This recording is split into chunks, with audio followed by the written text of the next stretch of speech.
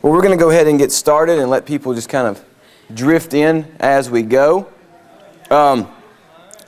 This week we are going to be looking at the first in two lessons. I know it's changed a little bit. I've gotten an extra week worth of time, so I'm going to take the English Reformation in two parts. So we're going to look at the English Reformation from the reign of Henry VIII through the reign of Elizabeth I, and then next week we will look at the Puritan movement and the separatist movement and the beginning of Baptist and other various English dissenting religious movements that come about after the reign of, or during the reign of Elizabeth I. So, to start off with, we're going to look at the difference really that exists between the English Reformation and Reformations on the continent. So by and large, when we think about the Reformation on the continent, so when we're thinking about Germany or Switzerland or even areas in France and the Netherlands and different places like that, what we're really seeing is it's going to be driven by people that are actively seeking to reform the church, reform the practices and eventually the doctrine of the church. And it's only going to be in the aftermath of this religious revolution that really takes place in these various areas that politics kind of become entangled in it. So in areas in Germany and France and Holland, all of these, even in places where there are exceptions, where in Denmark and Sweden where the revolution is more political, it's going to have very real religious consequences.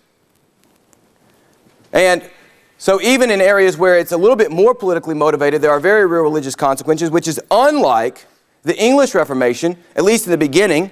In England, the Reformation is really going to be driven and started by an exclusively political revolution.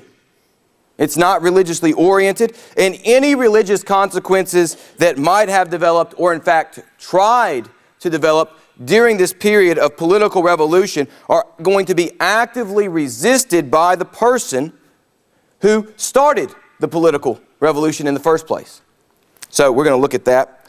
So, and this is going to lead to a very kind of unique church, since the English church is begun by a political decision and it's really focused on politics. Most of what we're going to be talking about for a large part today, we will talk about some of the ways that the church develops religiously in England over the reign of the four people that we're going to be discussing today. But for the most part, we're really going to be looking at kind of the political workings that allowed the English church to exist. And then next week we'll kind of look at how, once all that politics kind of gets out of the way, the English church is going to be free in a lot of ways to develop, and why it's able to develop that way.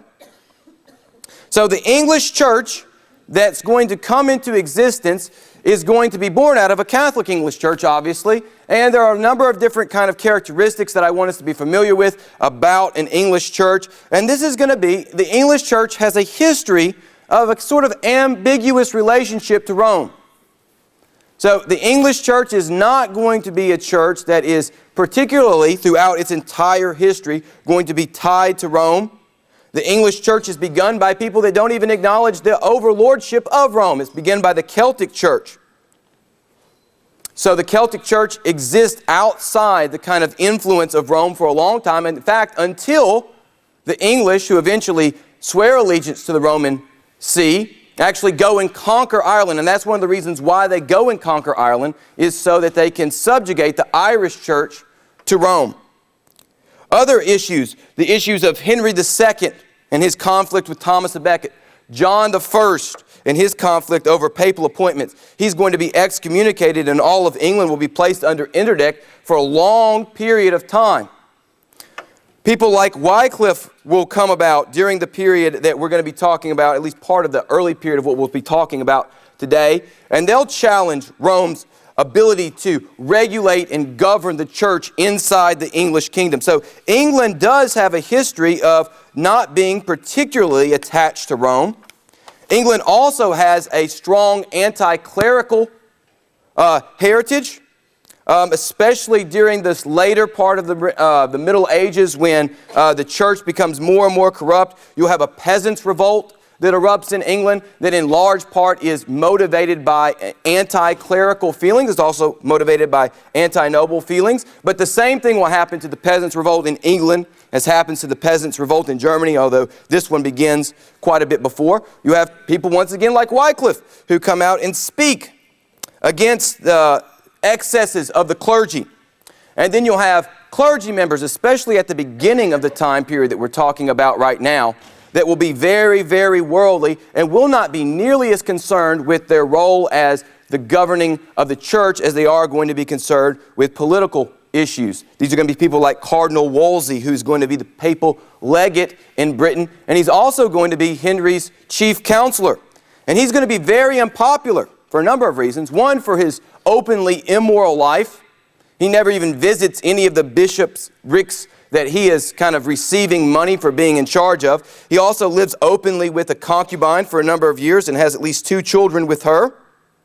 But even more than this kind of openly immoral life, what's going to bother the English people is that as the papal legate and as Henry's chief minister, he's going to revise the tax system and end up making people pay much more taxes than they were used to, which is always a way to make people upset at you. And they will take this out on the church more than they will take it out on Henry.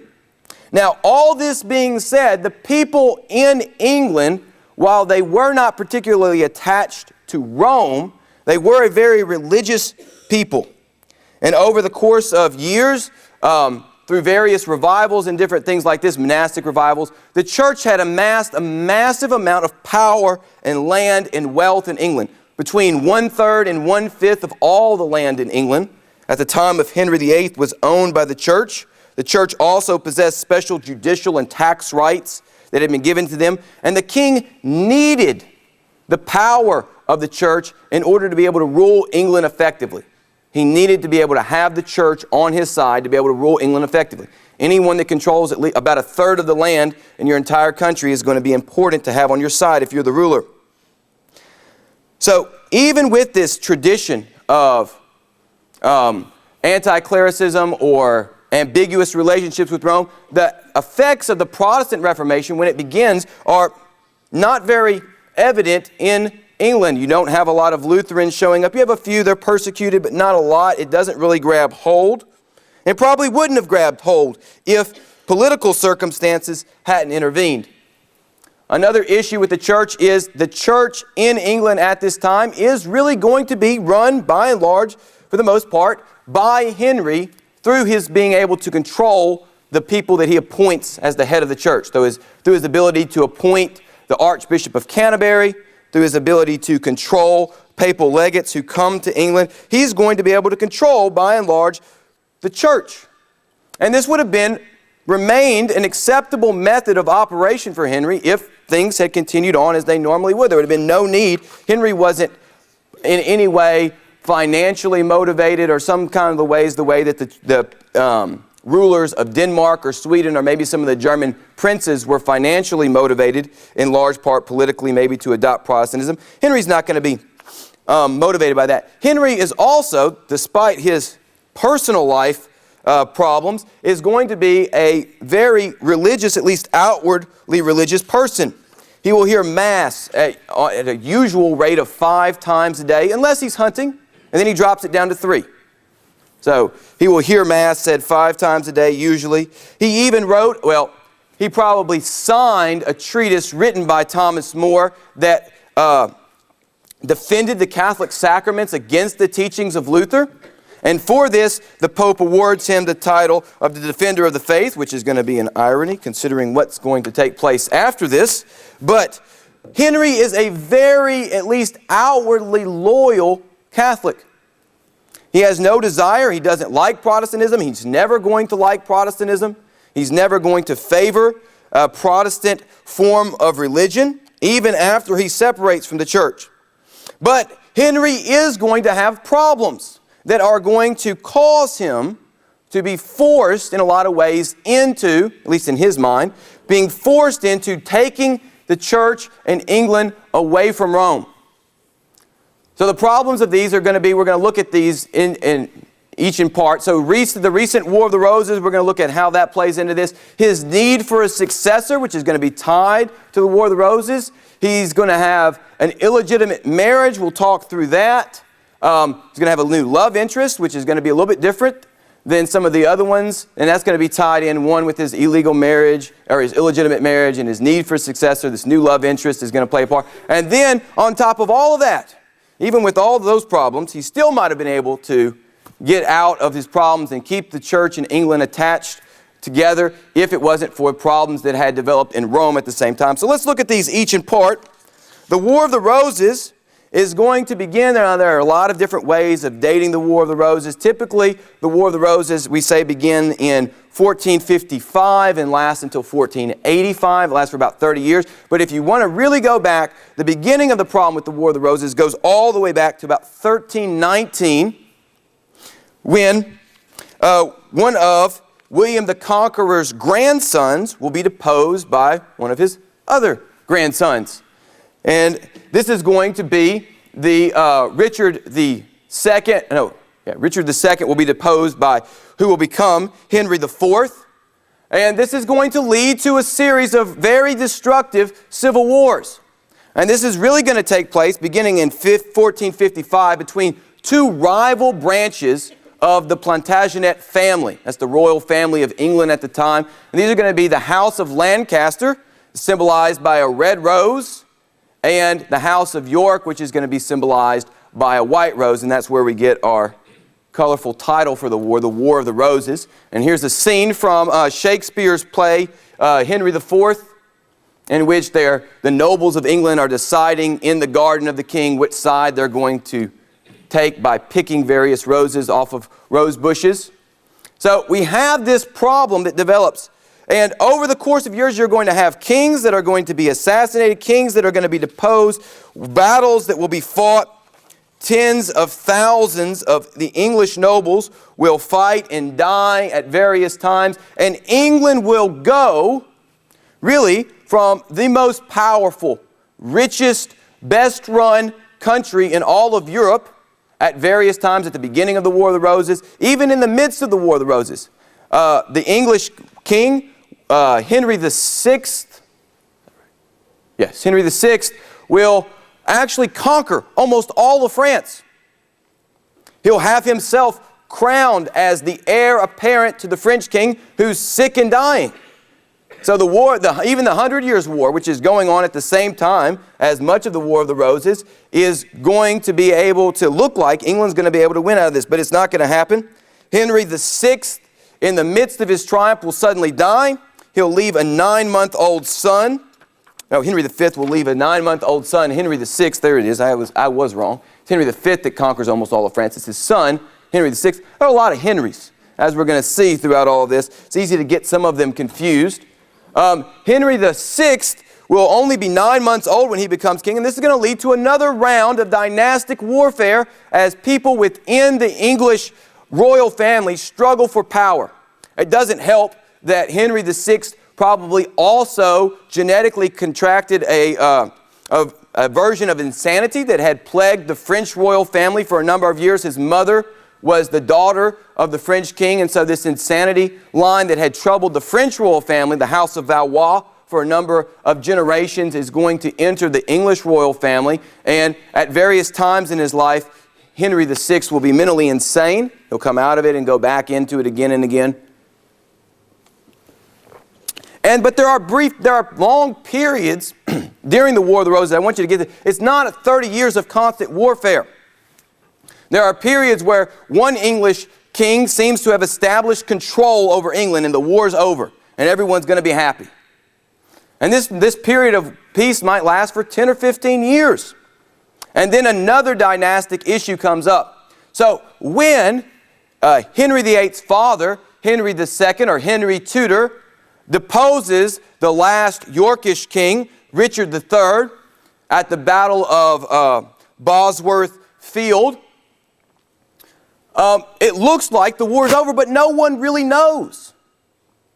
Even though Henry VII marries the daughter of, or marries the best Yorkish claim to the throne and therefore unites the two claims together in one place, if by some chance Henry VII doesn't have a child that's able to become heir to the throne, or his son doesn't have a child that's able to succeed to the throne, this whole period of civil war and turmoil is likely to begin all over again.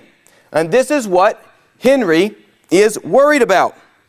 And Henry does not have, if we can move to the next slide, does not have what he would consider a strong heir to the throne. He has one legitimate child by his wife, Catherine of Aragon, Mary. And the problem is that up until this point, no English woman has ever sat on the throne of England.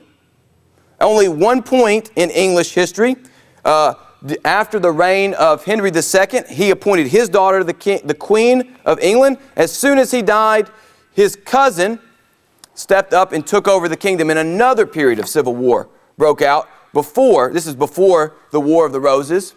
So it's obvious that Henry's just come through a period of civil war. England has just come through a period of civil war. His father has won it. Even Henry has had to put down a number of revolts that are based around Yorkish pretenders to the throne.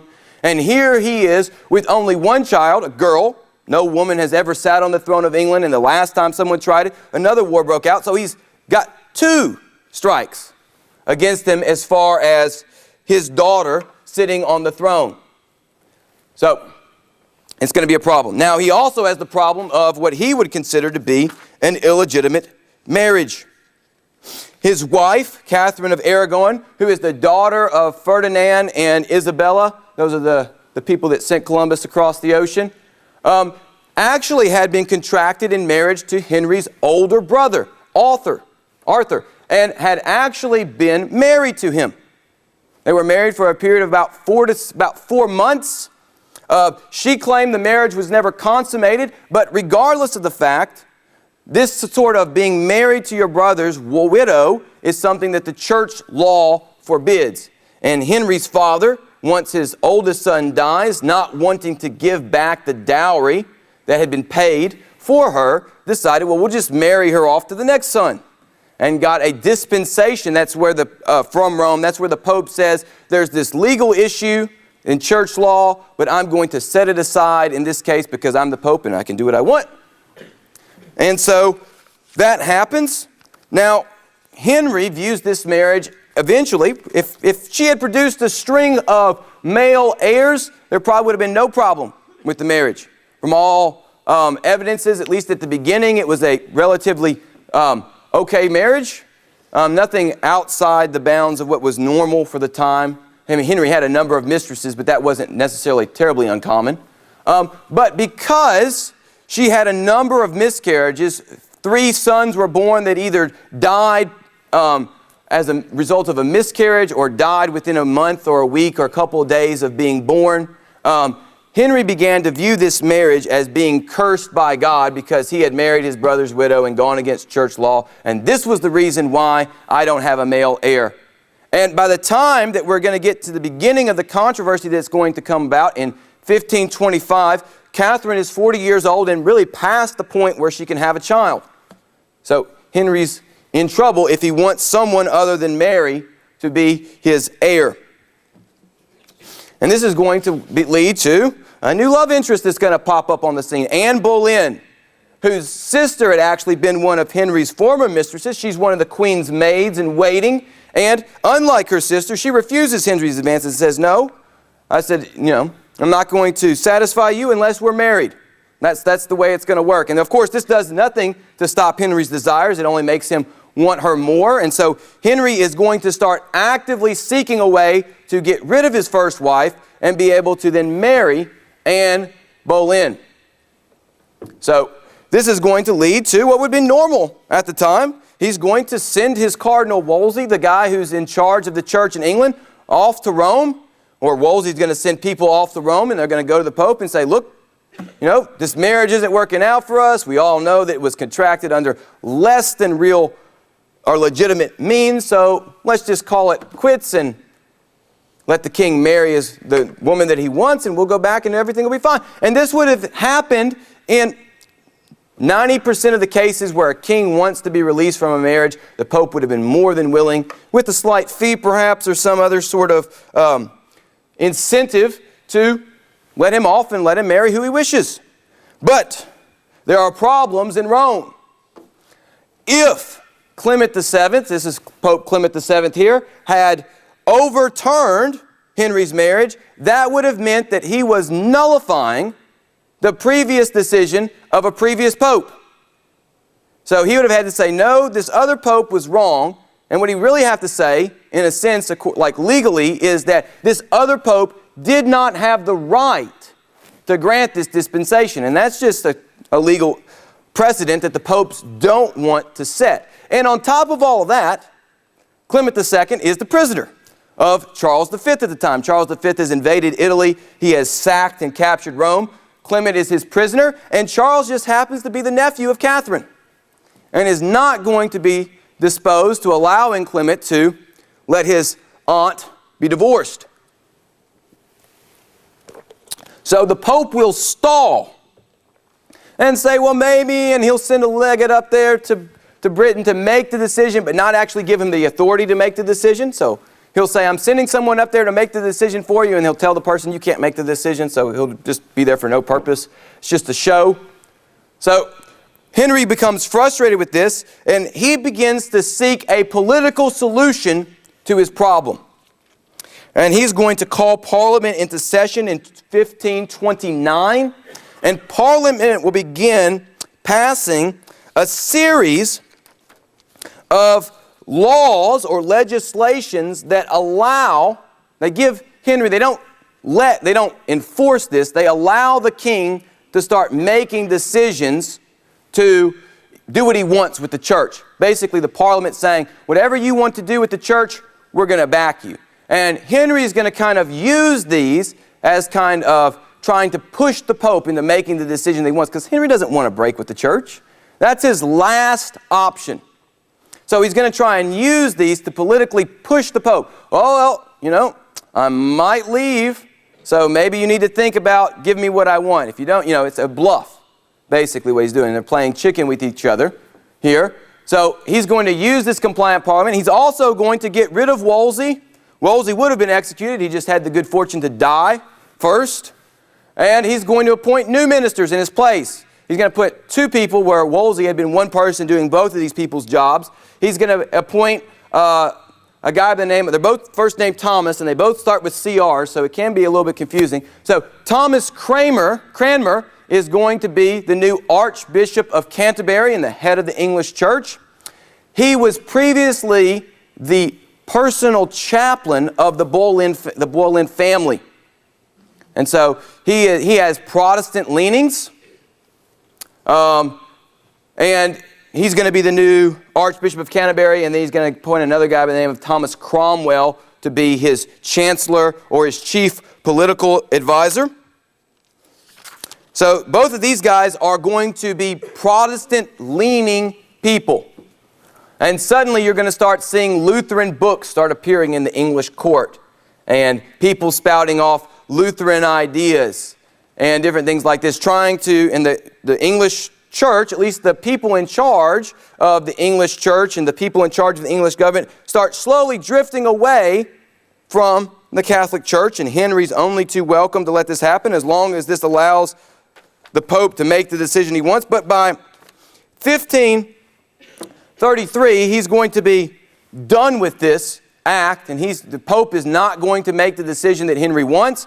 So Henry, with the aid of Parliament, is going to first suspend payments to Rome, abolish all clerical appeals to Rome, and then finally the Parliament is going to declare that all papal rights and privileges are going to be then transferred to Henry, and Henry is going to be named the supreme head of the English Church. And the English Church is going to be now officially split from the Catholic Church. Henry's marriage to Catherine will be voided by Cranmer. He will be married to Anne, and Catherine will be banished and spend the next 2 years of her life living in a castle comfortably in exile until she dies. So only 2 years, and this all would have been avoided if he had just been a little bit more patient. He'd already waited about 8 years from the time that this all kind of started this. But all that being said, 2 more years that would have been over and done with anyway, but it didn't happen that way. So Henry is going to get his wish. He's going to have broken with Rome.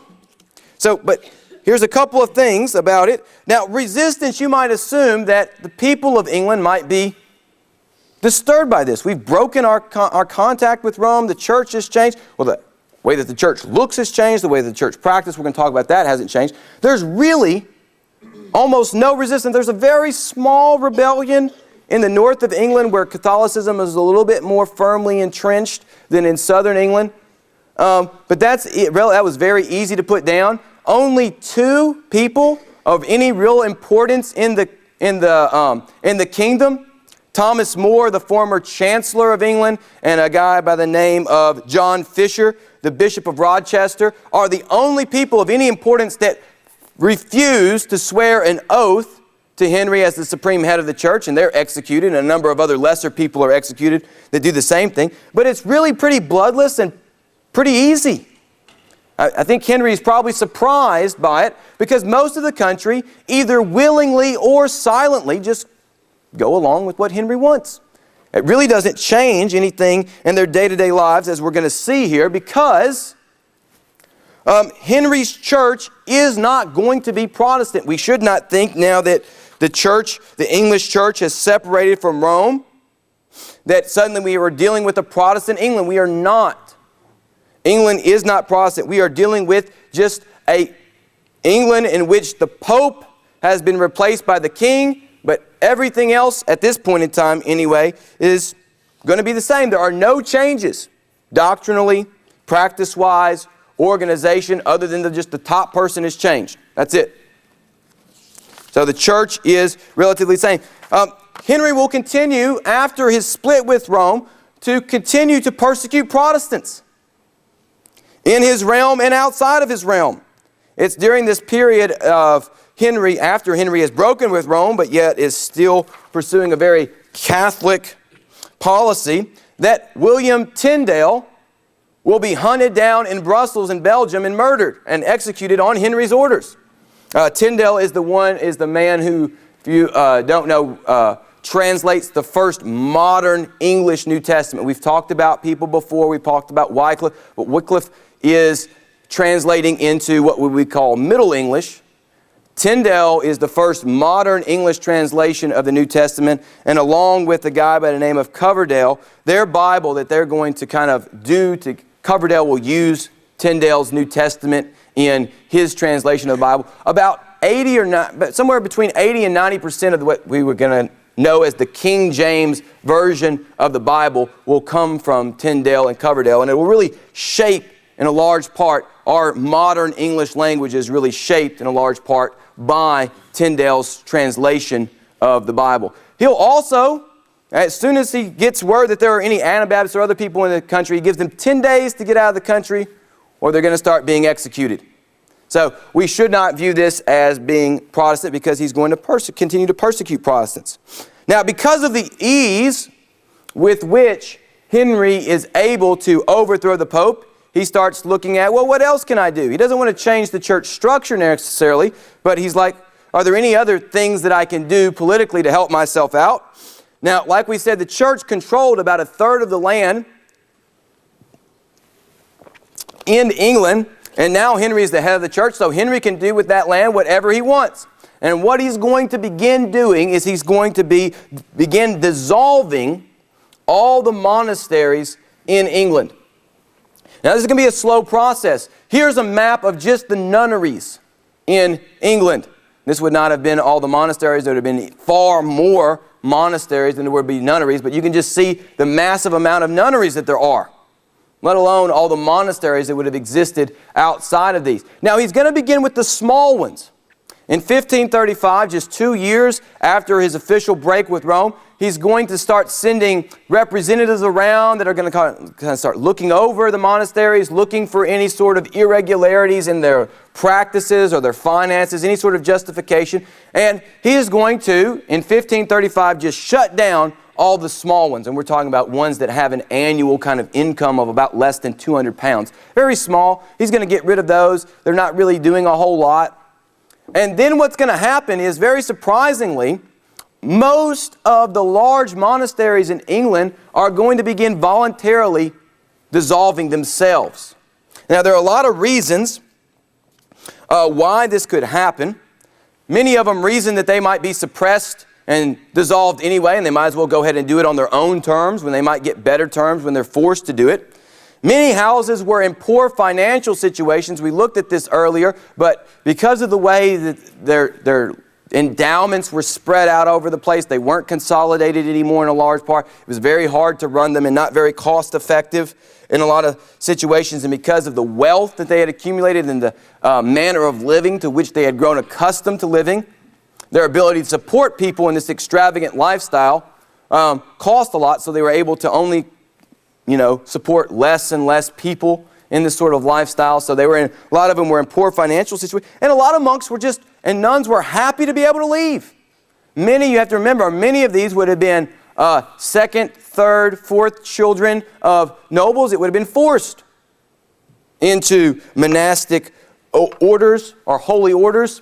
So they were only too happy to leave. So by 1539, takes about 4 years, by 1539, all the monastic land in England is going to be owned by the crown. Now, there's going to be a lot of things that are going to be done with this land.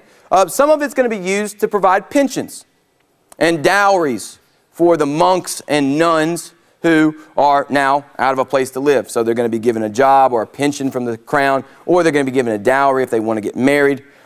Some small portion of it will be used to start founding educational institutions. Christ College at Oxford, I believe, is founded out of this endowment. There are a number of other little schools, but not a lot. The majority of the wealth of the monastery, of course, finds its way into Henry's pocket.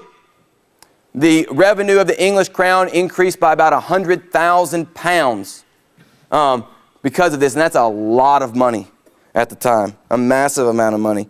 So Henry's going to get most of that land for him, that money for himself.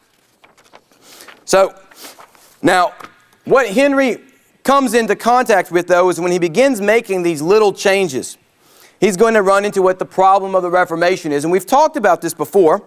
The problem of the Reformation is that once you start changing things, even if you have no intention, right? Henry just changes a little bitty thing, just who's at the top. I don't want to change anything else. But once change starts, no matter how subtle and how small it is, once that boulder starts rolling down the hill, Henry's going to have to work very, very hard to try and stop it from going somewhere that he doesn't want to go.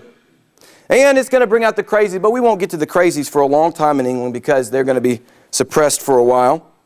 But there are going to start being changes that take place that we're going to start noticing. In 1540, the Bible, ironically, Tyndale and Coverdale's Bible is going to be put in all the English churches by the order of Henry. So the man that he executed and the other man that he drove out of England, he's going to say, well, we'll just use their Bible and put it in all the churches.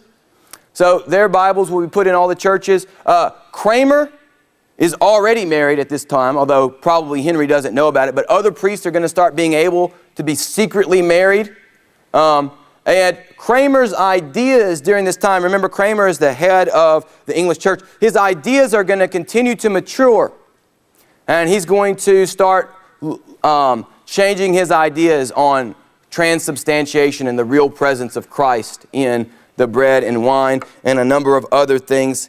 Justification by faith alone. A lot of these ideas, he's going to start moving in more Protestant directions. Cranmer is. Cromwell will too. Cromwell is a very Protestant-minded person. And they're going to start slowly trying to push the king into more Protestant direction. But Henry is going to resist this, and this is going to come about at about the same time that, unfortunately, Cromwell makes an unfortunate marriage match for Henry, and that he gets a German noble lady, Anne of Cleves, to come over to England and marry Henry. Unfortunately, Henry's not very satisfied with the way that she looks. So he has to marry her because the marriage has been already contracted, and it would be an embarrassment not to, but he divorces her relatively quickly. This would be Henry's fourth wife. So Anne of Boleyn is already out the picture. Jane Seymour, who actually is going to give Henry his only male heir, the future Edward VI, will die later in complications due to childbirth, and so he'll be again without a wife. Anne Boleyn will be beheaded for treason eventually. So he has this new wife, and so because of this unfortunate mistake of picking an ugly wife for Henry, Henry's actually going to end up liking Anne of Cleves. She's going to stay in England. He's going to give her a lot of land as compensation for breaking off the marriage and everything. And he's going to call her his beloved sister. And she's going to be around him, and she's going to be an advisor to him, and she'll be there, and she's going to be honored only below whoever the current queen is and his daughters and children. So Anne of Cleves will stay in England and be important, but she's not going to be romantically involved with Henry. Henry was probably happy to finally find a woman that was compliant if he wanted to divorce her, and didn't make a big stink about it. So, but Henry at this time period, because of all this that's going on, Cromwell falls out of favor. He's going to start pushing back on Cranmer and Cromwell's reform issues. The Bibles that had been previously allowed to be in English are now only going to be allowed to be read by the priests. Cranmer is going to be forced to send away his wife. She's going to be sent away to the continent for about 4 years to keep her. Cromwell's going to be executed. Cranmer's going to be accused of treason. Now, Cranmer is an interesting man because Cranmer seems to be able to get along with just about anyone and kind of be liked by everyone other than the one person eventually who's going to kill him. But Henry famously tells Cranmer as they're sailing down the Thames River, jestingly, "I now know who the biggest heretic in Kent is, and it's you, and I'm okay with that." So Cranmer, even though Henry realizes that Cranmer's theological ideas aren't his theological ideas, he keeps him around because Cranmer, one, he likes him, and two, Cranmer's primary loyalty lies to the king and not to his theological issues at the time. Also, what's going to be called the 6 Articles are going to be passed in 1539. And these articles are going to reinstigate the policy of transubstantiation, private masses, confessions, clerical celibacy, all these ideas. Basically what Henry's doing is he's creating an Anglo-Catholic church. It's just a Catholic church with just Henry at the top. It looks Catholic, it is Catholic, everything about it's Catholic, other than the person in charge is not the Pope, it's Henry. That's what he's after. Now, unfortunately, well, maybe fortunately for the Protestant people who are having to react to this, Henry is very ill. Henry was injured in a jousting accident in 1535. He never really recovered from that. A lot of people have speculated that he might have had some sort of brain damage from it. He definitely developed a wound in his leg that would not heal. And he's going to go downhill from there. He's going to live for another 12 years, but those are going to be the worst 12 years of his life. And this is also the 12 years of his life where he's most mentally unstable. And a lot of what we consider to be kind of the oddities that go on with Henry, his changing wives, having them executed right and left, is all going to come from this period. So there might be reasons why he was like that, that aren't just personality issues, but maybe some psychological issues that are going on with him. But that's hard to say. He's going to die at the age of 55 in 1447, and his son, Edward VI, is going to come to the throne. Now, Edward VI, despite all of Henry's desire to have an English Catholic Church, has been raised, fostered, and tutored by Protestants.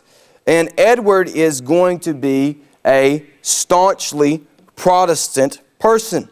And with him and the men around him who are going to run England while he's a child when all this begins, they're going to begin really starting to move the church away from a Catholic model and towards a more Reformed model. So communion in both kinds, images are going to be taken out of churches, clerical marriage is going to be allowed, and the Mass or the worship is going to be said in English and not in Latin. So all this is going to go on. Also during this time period, Cranmer is going to write the English prayer book, which is going to be a work of great literary genius. Things that we still talk about and think about and say, to have and to hold, all these types of marriage ceremonies that we're accustomed with, are all written by Cranmer in the Book of Common Prayer and a number of other different things that we do. It's very Lutheran in a lot of ways, and by that I don't mean necessarily theologically, although it is theologically very Lutheran, because that's where Cranmer is at the time that he writes it. But it's this conservative mindset that's Lutheran, right? That I don't get rid of something unless the Bible tells me that it's wrong. Everything else is okay. So the way that the priests dress, the way that the service is conducted, all that kind of stuff is very conservative. He's only changing things that are blatantly wrong with the English service. Now, the first prayer book that comes out in 1549 is going to lead to a lot of dissatisfaction. Even Cranmer's going to be dissatisfied by the time the book comes out. His theological ideas have already shifted away from what he wrote in the prayer book. And so you're going to have a revision that's going to move in an even more reformed way, in which the real presence of Christ in the bread and wine is going to be denied, and it's going to move more towards a Zwinglian or Calvinist mindset. And the English prayer book and all the stuff that's going to come out during this time period is very, very reformed-minded, very influenced by reformed people on the continent. Unfortunately, for England, even though this is a great period of kind of international cooperation, we have a lot of foreign theologians that come here. Martin Bucer comes to England. The Italian Vermiglio comes to England. The Polish person, Lasko, comes to England. All these are famous Protestant thinkers that are going to be brought to England and offered positions in the English schools and universities. And they're going to teach a new generation of English scholars, Protestant ideas. Going to further emphasize and ingrain Protestant ideas in the educated upper crust of England. But there's a problem. The problem of succession, again. Edward is a sick child. He's always been sick. Most people believe that he suffers from tuberculosis. He has no heir. He's not married, and he's going to die at the age of 15. And that's going to lead to Mary. And Mary is going to be the daughter of Catherine of Aragon and Henry. And make no doubt that she is a devout Catholic. And she is going to seek to purge England that for the last few years has been moving in a very Protestant direction very, very quickly. She's going to seek to stamp out that heresy and not just return the church back to the church that her father created, but she's going to seek to turn it back all the way back to its allegiance to Rome. And the interesting thing about this, I titled this The End of Catholicism. You might think that, why would that be? She's returning it to Catholicism. And she does. The papal legate comes back, all this other stuff. But because of the way that Mary goes about it and because of the things that have gone on beforehand, Mary's reaction to Protestantism is going to shift people's view of Protestantism. And it's going to make people that might, when Edward VI dies, England is still a very Catholic country. The only people that are really Reformed or Protestant are the educated upper crust that would have been literate, that would have read and have access to reading. The majority of poor, illiterate people, which would have made up the lion's share of the population, would have still been very Catholic in their understanding and Catholic in their religious practices and Catholic in their desires and all these things that they had wanted. And they would have been upset with the way that the church was moving, and they were. And they viewed Protestants as image smashers, right? Destructors, thieves who take things from the church and different things like that. So Protestantism has a bad name among the majority of the English population at the time that Mary comes to the throne. But that's going to change because of the way that Mary deals with the Protestants and the way that the Protestants respond. I think that Mary came to the throne thinking that Protestantism was only a very superficial thing, that she could just kind of scrape that off the surface and she'd have a Catholic country again. But this is not going to happen. And the way she's going to go about doing this is through executions. And this gives her the name that we all know her by, Bloody Mary. The first execution is going to begin in 1555. And over the next 3 years of her reign, about 300 people are going to be executed in some way. Most famously is the story of Cranmer. Cranmer is not necessarily noted for his strong kind of will in being able to stand up to people, like he wasn't ever really able to stand up to Henry in a lot of ways. And so when Mary comes back to the throne, Cranmer is arrested. He recants all of his Protestant heresies, says, no, I want to go back to Rome, and he does. He's brought back to the Roman church. But Mary wants to make an example out of him anyway, so she's still going to execute him. So Cranmer signed all this his recantings and all this other stuff, and he's brought to the church to give his kind of last sermon before he's led off to be executed. And he gives a very pious sermon in which he talks about serving the king and country and queen and different things like this. And then he goes off in a completely unscripted direction and says, I recant all my recants. And I do not favor the Pope, I do not favor Mary, all these other things. And not only that, but when I get to the pyre, the hand that signed my recantations, I will stick that into the fire first and let it burn off. And he does. And here's a picture of him. In the midst of it, he does stick his right hand into the fire and allow that to burn before the rest of him burns.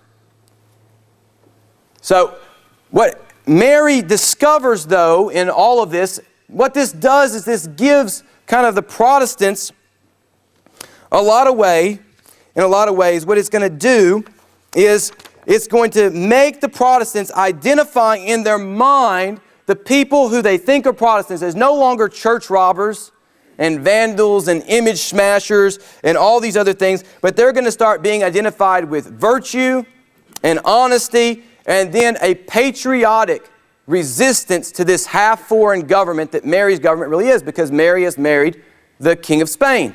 And the King of Spain is now the King of England as well as the King of Spain. And so there's a lot of political turmoil that's going along in this as well. And the majority of the people in England are going to start favoring Protestants, looking up to them where before they had been looked down on. This is going to change. And Mary really makes a miscalculation, and she really swings the way that England is flowing from kind of the intellectual crust we're moving towards Protestantism, but now the majority of the people are going to start favoring Protestantism. And Mary has a problem as well. Once again, it's the problem that all monarchies face. It's the problem of succession. When she becomes queen, she's 37, and even though she gets married, and even though at one point she thinks she's pregnant and she's not, she is not able to produce an heir. And so the Protestants in England and the Protestants that have fled to Europe in exile are only too happy to bide their time, knowing that sooner or later Mary will die and that England will be returned to Protestant rule, which is in fact what happens with the coming of Elizabeth I. Now Elizabeth I is kind of an anomaly. She's an interesting lady in a lot of ways. Now she's forced into the Protestant camp because Rome refuses to acknowledge her mother as the wife of Henry, and therefore she's illegitimate. And if she's illegitimate, she can't be the Queen of England. So she's really forced into the Protestant camp. She's not a religious zealot in any sense, not like her brother who is a very devout Protestant. She is not going to be that way. And she's also the queen of a polarized nation. What's happened is Protestants and the people who now favor them have become more Protestant than they were at the beginning of Mary's reign, and people that were pro-Catholic have become more Catholic. So you really have a split nation. And not only this, but Elizabeth is going to be forced to, and we'll talk about this in a second, I'll just hold off on that if I get to it. So, what she's going to be, though, is a reluctant reformer. She is going to be forced by the Protestants, who she has to have backing her, to institute a lot of changes that she might not necessarily want. What she wants is a return to her father's Anglo-Catholicism.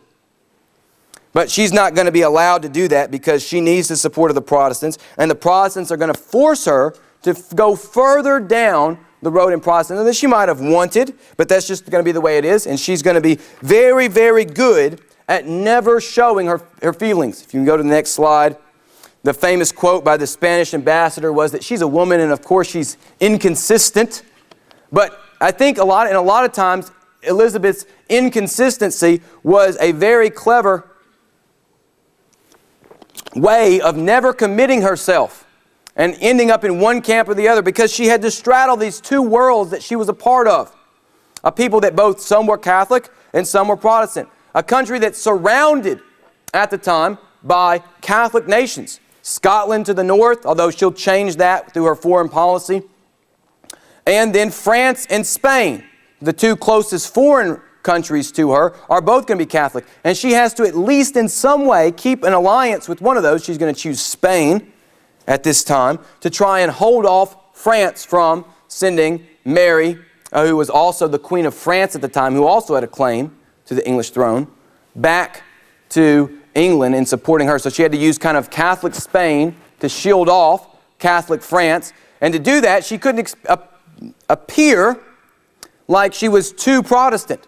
But if she appeared like she was too Catholic, she'd lose the support of her Protestant subjects, and she would be out of support from them. And so she's in a very precarious situation, but she is very crafty and good at telling people what they want to hear or believe. And what she's going to do is she's going to create a compromise that is going to finally put Protestantism firmly in place in England, but it's not going to be a real reforming Protestantism. But what it is going to do is it is going to set the stage for real reform inside Protestantism in England to happen. And in a lot of ways, you can say that the Reformation in England only really begins when Elizabeth comes to the throne and the people are finally free from outside worries and cares, because Elizabeth is going to have a very, very long reign.